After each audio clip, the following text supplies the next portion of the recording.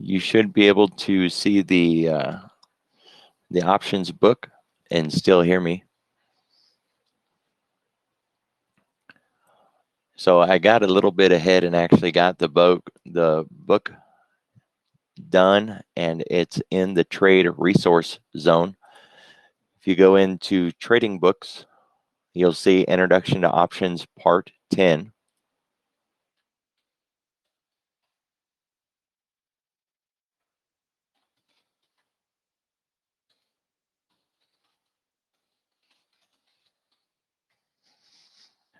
We're mostly just continuing on in the unusual options discussion.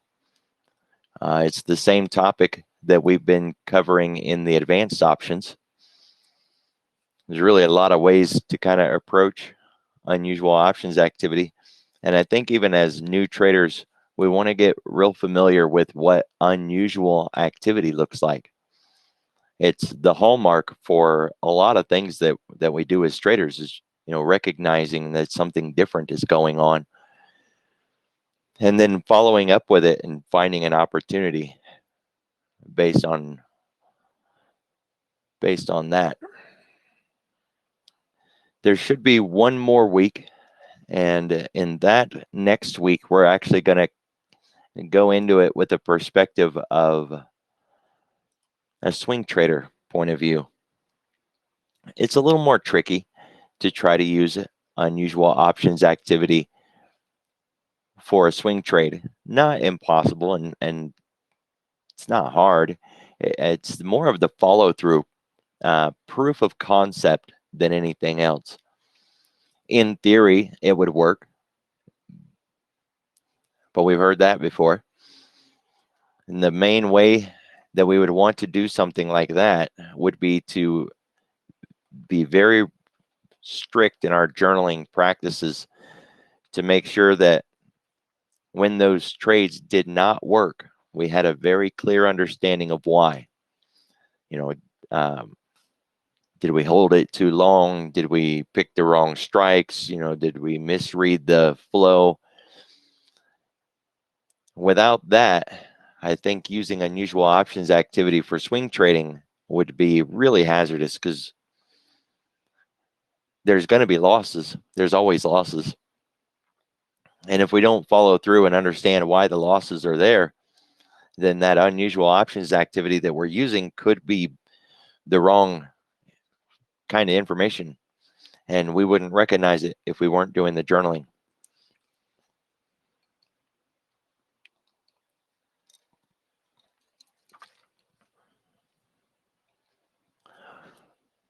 So in the book, you can see this blue writing here. And when my mouse gets near it, it changes. It's letting you know that you can click on that and it will open up a new place. It's a link to a website.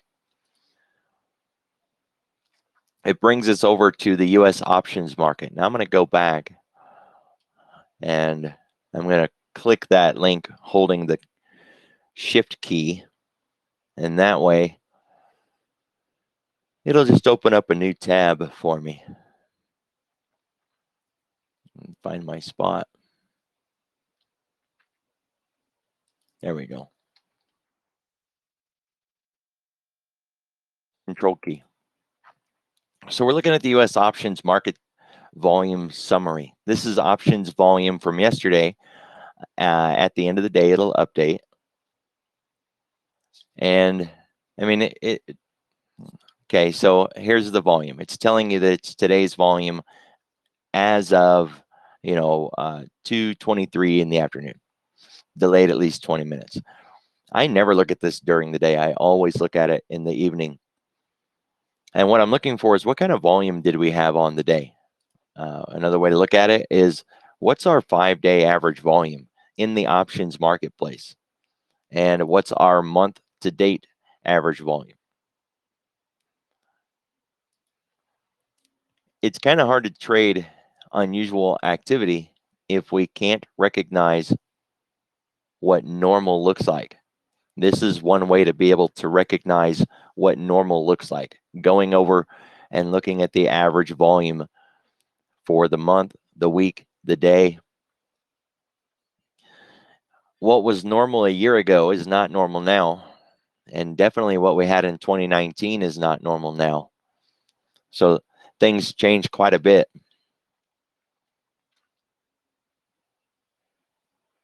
So I pointed out a gamma squeeze here in Starbucks, or at least it looked like a gamma squeeze. When we went in and started to dig down into it, it really didn't have enough flow to be classified as a gamma squeeze. Maybe kind of close. And if you look at, what it's continued to do since that day, it certainly seems like I called it, that it was starting to unfold as a gamma squeeze.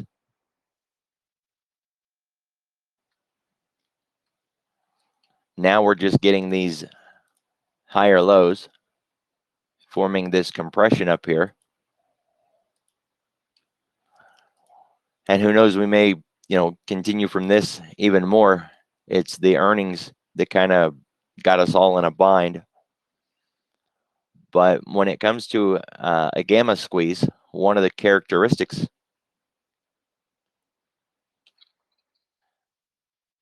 is that there's unusually high stock volume, because a gamma squeeze is initiated by forcing market makers to buy stock. So we can actually catch the unusual options flow first and then follow that over to the stock volume. Or the way that I set up my scan is I look for unusual stock volume and then follow that over to the options market. Either way, we can hunt for a gamma squeeze just like we can hunt for anything else.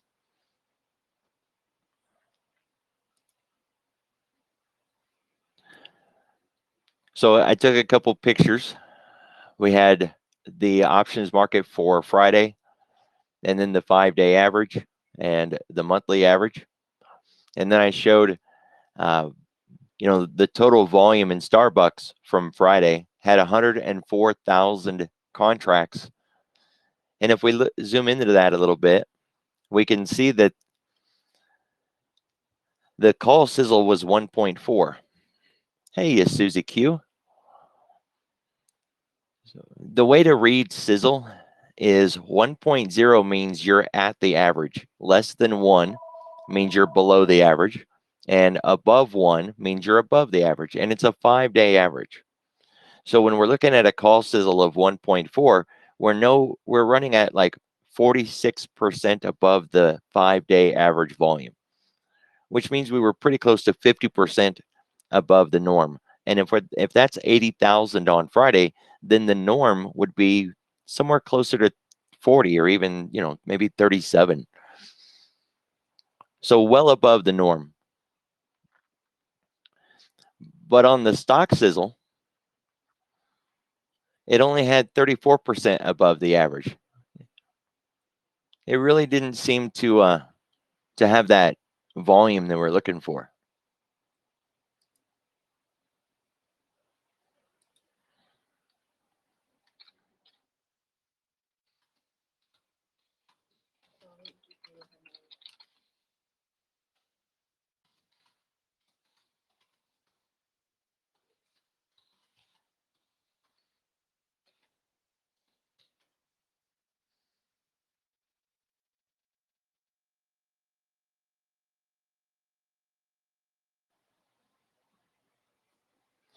So we were just slightly higher, right? We weren't really out of line. If we're looking at the overall volume on the day, not just the call sizzle, but the overall sizzle on the day, we were only above the 1 at 25, right? So we were only 25% above the average. So 104 wasn't really out of line.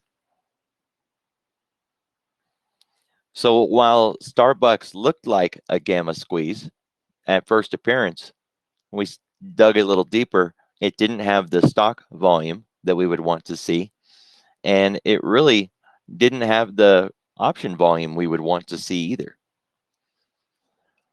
We don't want these shades of gray and kind of maybe sortas We want a very clear, definitive statement of fact that we can point to something, and drastically state, damn, that's a lot of volume. That's a gamma squeeze right there.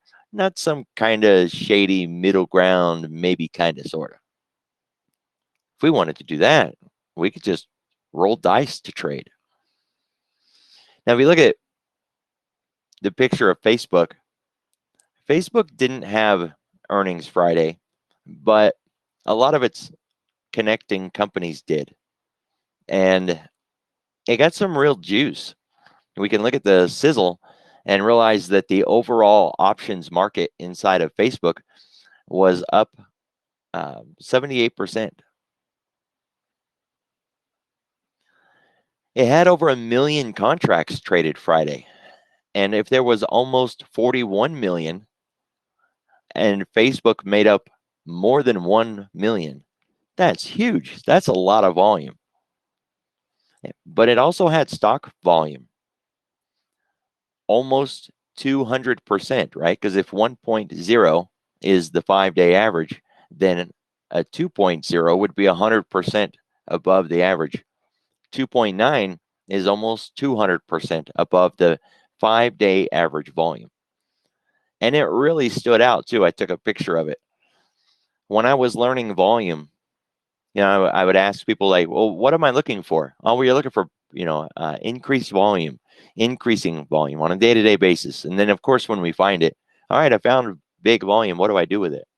Do I get in? Is that where I get out? I found it. Now what? And then, what is big volume? If we look back here, Facebook had big volume back here, and it had, reasonably decent volume right there too.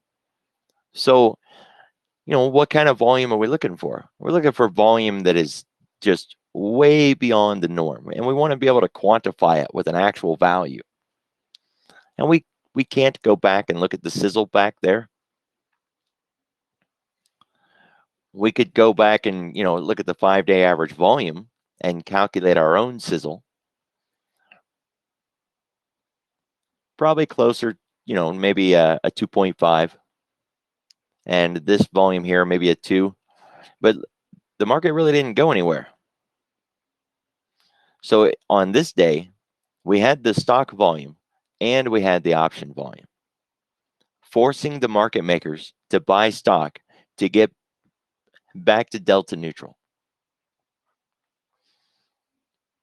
So like I was mentioning on how I find something that may be presenting in a gamma squeeze, since I know it needs to have the stock volume, and stock volume is something that Thinkorswim scans for much better than options, then I use unusual option or unusual volume from the stock, and I just change it to a 5-day period. If I want to get more aggressive, I aim, more of a 200% above the 5-day average. But that simple little scan right there is how I can get pointed in the right direction for something that may have a gamma squeeze beginning to unfold. Because it has to have the stock volume or it's not in a gamma squeeze.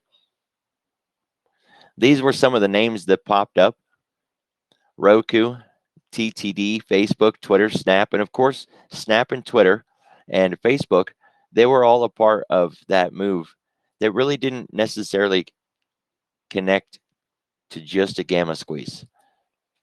But TTD and Roku and Pins was another one.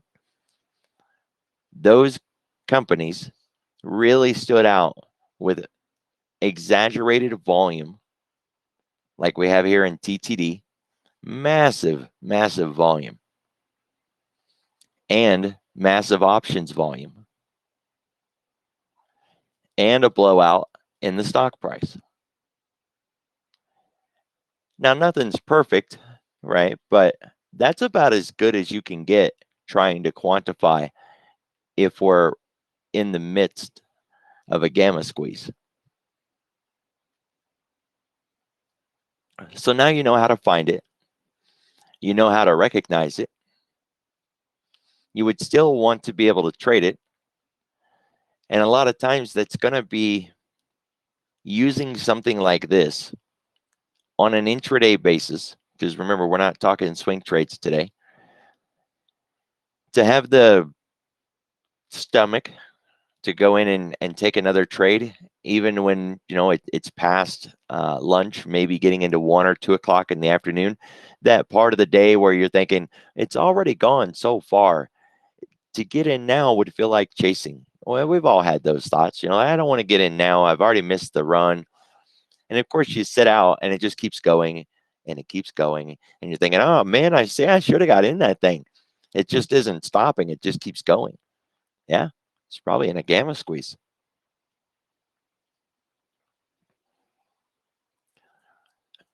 Google was another market on Friday that had an unusually high level of stock volume, very close to 100% above its average, 5-day average.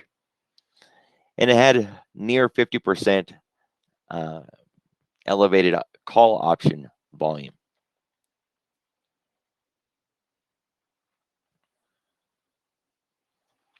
McDonald's,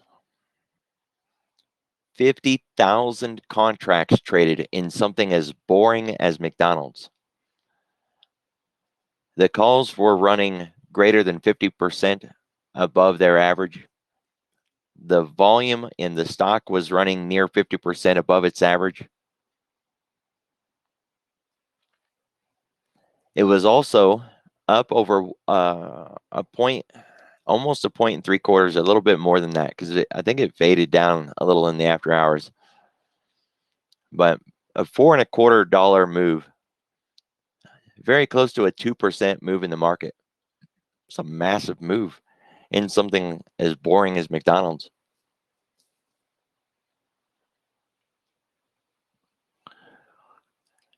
So gamma squeeze helps confirm that unusual options activity that you see flowing through the marketplace on a day when you're trying to wrap your head around why is there all this volume coming through, and stepping out into the higher charts kind of cleans that up a little bit and helps us understand what's going on at a higher level. APT is a company with exaggerated volume today. Although this is a very cheap market. We can go take a peek at it anyways.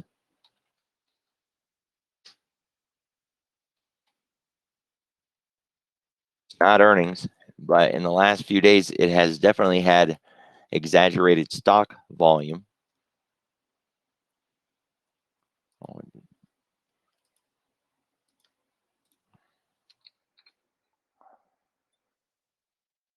So we can, of course, follow that up. We've got a very serious sizzle index, but look at the size of this average volume. It's not too hard to get above the average when the average is like 10,000. And today we're running at 48,000.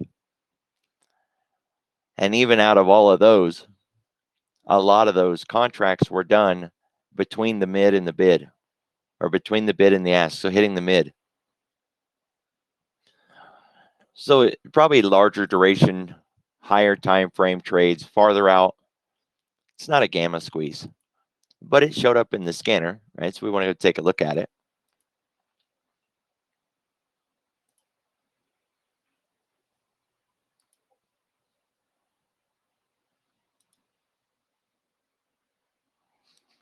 Looks like we got a little bit of activity for August 6th. There's about 1,000 contracts running through there. August 20. Yeah, those two are the main ones. It's not a very liquid market. I know it has weeklies, but it's not inspiring a lot of confidence. Yeah.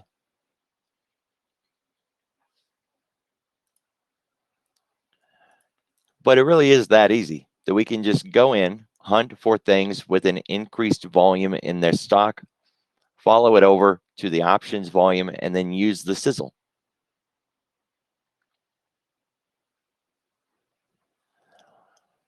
Any questions on a gamma squeeze?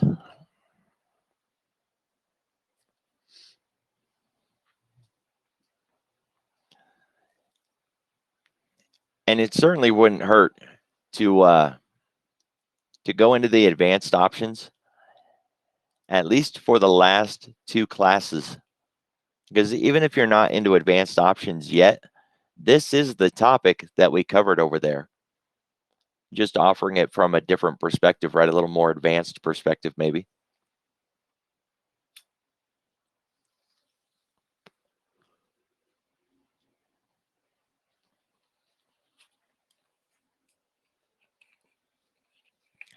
So over the weekend, I was also going back and looking at some of the alerts that run through the unusual options marketplace in black box stocks. And the options themselves were gaining in value through each new alert. And that's one of the criteria you want to see when you're hunting for a strike to pick. You want to see that continuous flow where the contracts are getting more and more expensive every time it comes through, showing that those options are, going to make you money. They're increasing in volume, they're increasing in value, and we're still getting a large amount of hits again and again and again. And yet when I went and looked at the stock price connected to those hits, it wasn't in necessarily a market that was running parabolic and making explosive moves to the upside. Most of the move had already been done, and the hits kept coming. They were coming in a bit late. And it would be more of the next day before we would start seeing that follow through. And of course, that gets us right back into swing trade talk. But you got to be aware that even if you're not using something like cheddar flow or black box stocks or something like that, that the alerts coming through are doing what they're supposed to do. They're going to capture anything that stands out as unusual. That doesn't necessarily mean we can do anything with it or that we would want to do anything with it. We can just recognize that, yep, it's unusual, and shrug and leave it alone.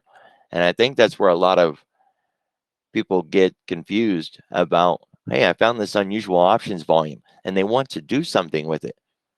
I don't blame them. I mean, you go through the effort to find it. Now what? Now, a lot of times it's worthless. It's not tradable. It's not something we want to trade.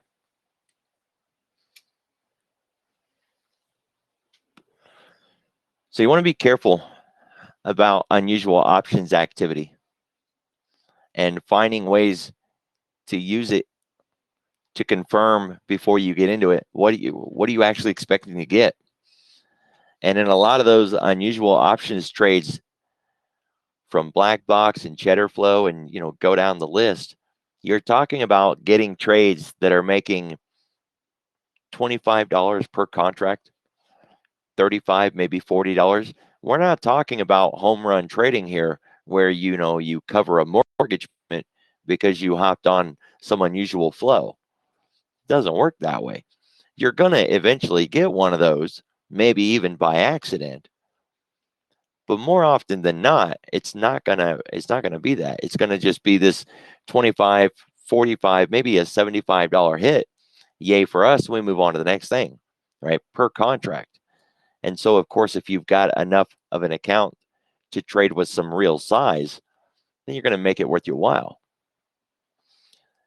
But if you're a newer trader and you're thinking that unusual options activity is the way to grow your accounts and pay your bills and change your life, it's not it. The skill required to even approach unusual options trading, uh, it's a multitude of skills. You have to be good at a lot of things to trade into the daytime, and then you have to be good at a lot of things to uh, day trade unusual options activity.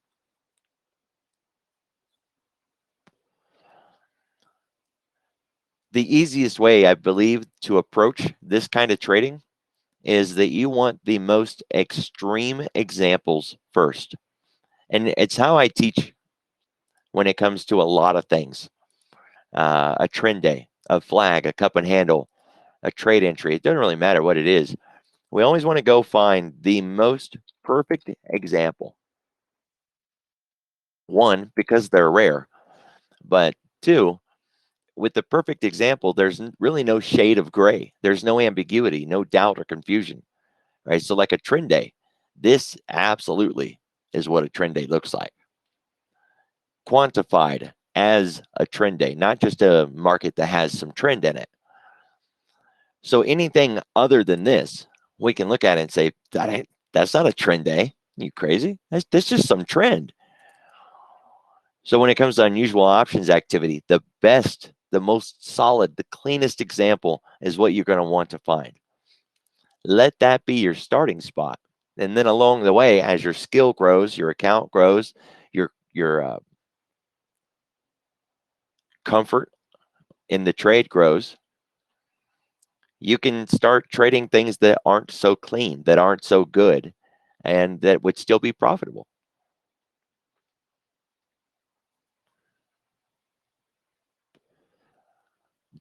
So that's the unusual options. Next week, we are going to dive in a little bit on using it for swing trade. It's a tricky thing to do, and it mainly comes down to the idea that we honestly just never quite know what the hell those institutions are doing. We can have a really good idea of what they're doing sometimes, but man, we don't want to assume that we always have the answer there, because they can be in things for months. They can have trades buried that hasn't come through for a long time. You know, they could be out in September, January of next year. They can be all the way out till next December, but they're covered in these back contracts, and they'll go into the front and trade like mad demons, knowing that they have that back there. And sometimes they want the stock, that they're having a hard time with liquidity, and they can't buy the stock at the price they want without rocking the market. And they will deliberately go out and sell puts just to get the stock. And so, of course, we see their put activity as, oh, hey, we know what they're doing. No, we don't. They're trying to get assigned. We're not.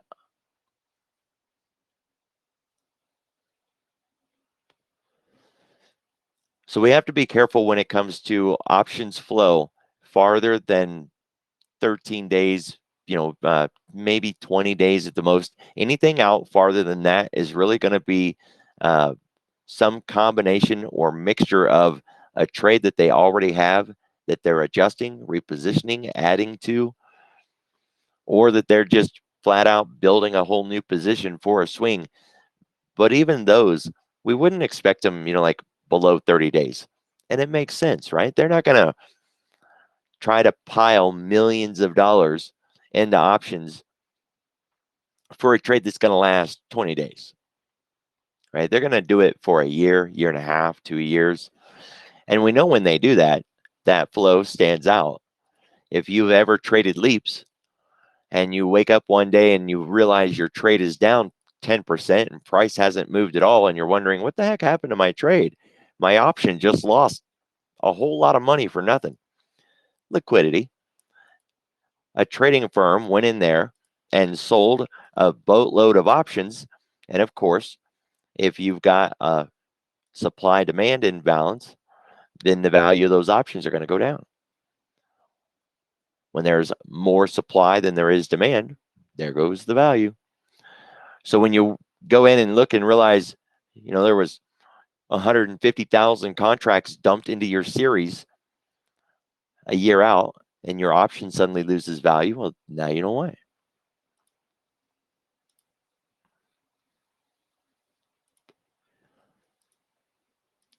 But we'll dig deeper into that in the next series. I want to make sure that we don't get these videos too long.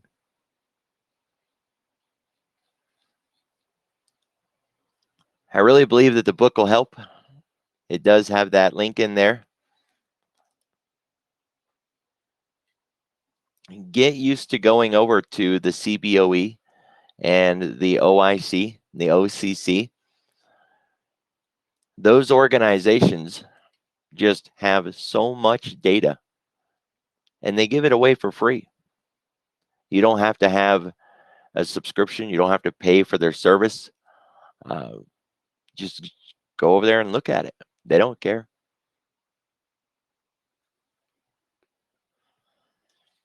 So if there's no questions, we'll shut this part down, and maybe we'll just go look at the market. Maybe talk about that SPY trade we put on today. 25 points wide. I made that thing massive. It's a monster.